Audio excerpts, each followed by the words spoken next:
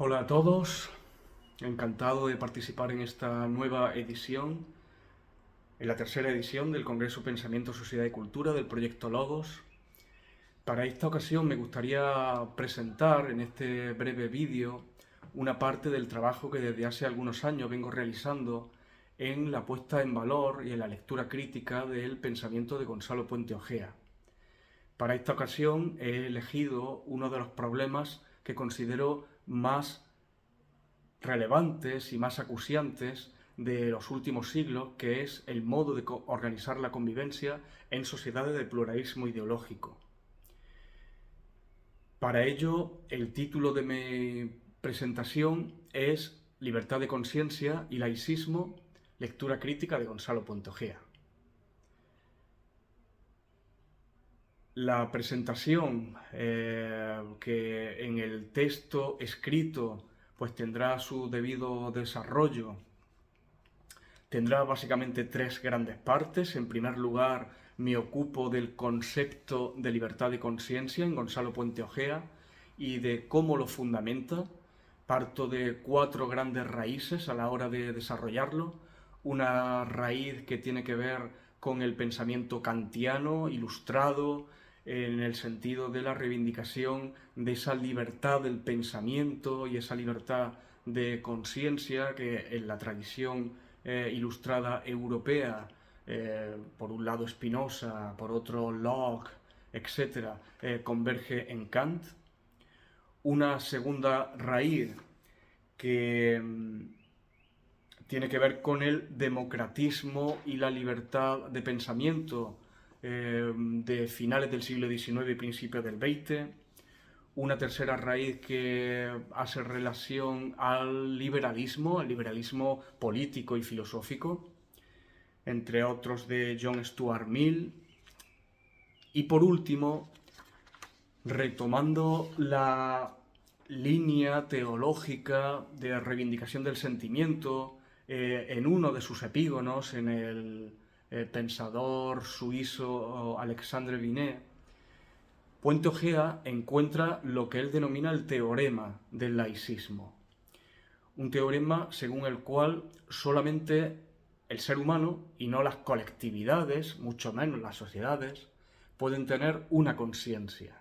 Y por tanto la libertad de conciencia de la colectividad o de la sociedad no tiene sentido de ser alguno, solamente el sujeto, lo cual, por otra parte, tiene una proyección en el ámbito jurídico, pues solamente el sujeto es el sujeto individual, tanto desde el punto de vista societario como social, sujeto de derecho político. Por otro lado, analizo el laicismo en Gonzalo Puente Ojea y desarrollo lo que él denomina la regla de oro del laicismo a la hora de separar de forma estricta el ámbito público del ámbito privado. En concreto, dice Gonzalo Puente Ojea, las colectividades del ámbito de lo privado y del derecho civil o común, consagradas a promover fines e intereses de orden personal, individual o particular, indistintamente, y que se inscriben por consiguiente en el dominio de la res privata. Esa sería una primera clase del ámbito. Y una segunda clase, las colectividades del ámbito de lo público y del derecho público, consagrada a promover fines e intereses de orden colectivo, impersonal y general, indistintamente se inscriben por consiguiente en el dominio de la res pública. Pues bien, según la regla de oro de Gonzalo Puente Ojea, aquellas del primer tipo no deben interferir en las actividades o tareas de las cuales el segundo tipo se expresa y viceversa.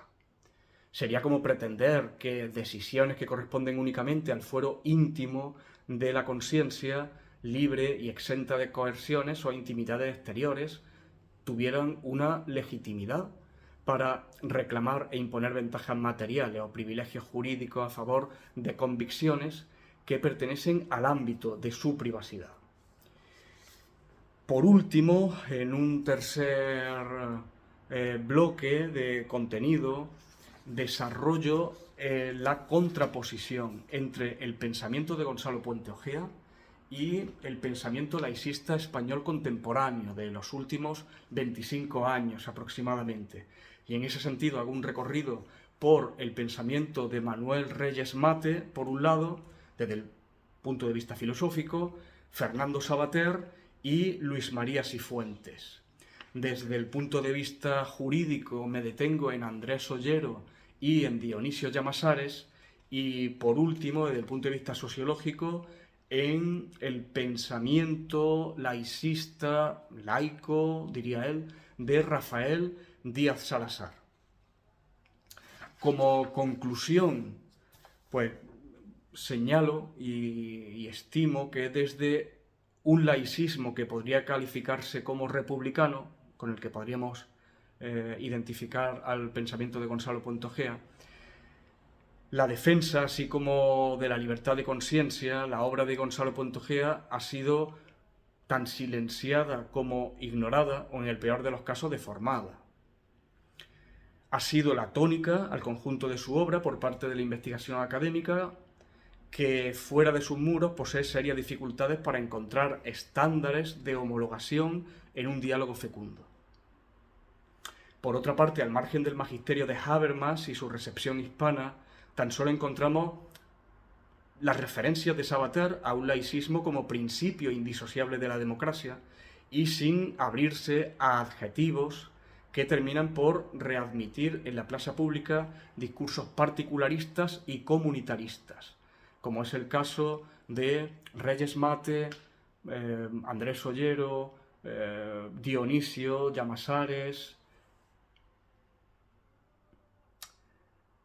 Por supuesto, hay otras voces próximas a las de Puentejea, inspiradas por él, como las de Juan Francisco González Barón o la de Francisco Delgado.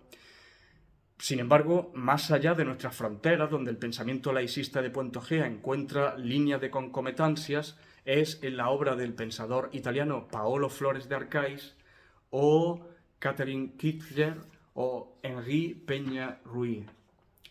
Es este laicismo del sur de Europa el que converge en el pensamiento de Puentejea, cuyo vínculo será tarea mucho más amplia para otra ocasión.